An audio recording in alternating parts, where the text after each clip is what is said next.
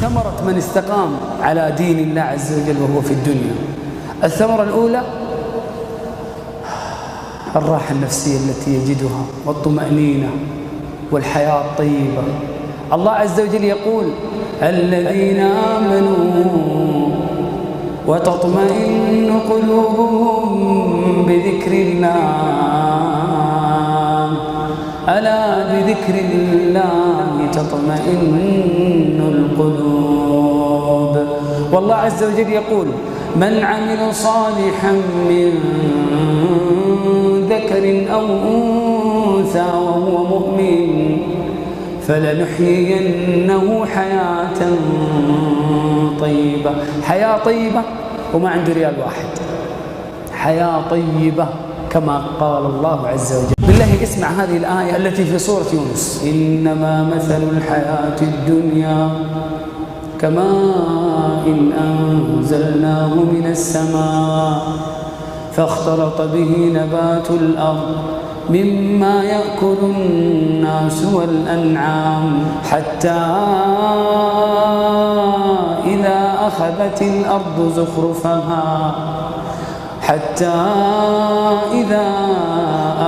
الأرض زخرفها وزينت وظن أهلها أنهم قادرون عليها أتاها أمرنا ليلا أو نهارا فجعلناها حصيدا كأن لم تغن بالأمس كذلك نفصل الآيات لقوم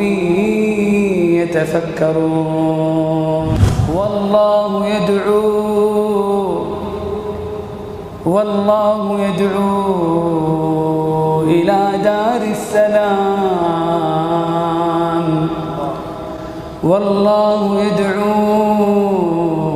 إلى دار السلام ويهدي من يشاء إلى صراط مستقيم.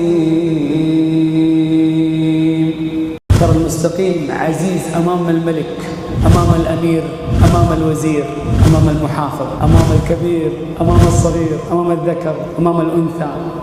ولله العزة ولرسوله وللمؤمنين ولكن المنافقين لا يعلمون. لماذا؟ لأنهم استقاموا على كتاب الله فأخذوا من هذه العزة. وإنه لكتاب عزيز،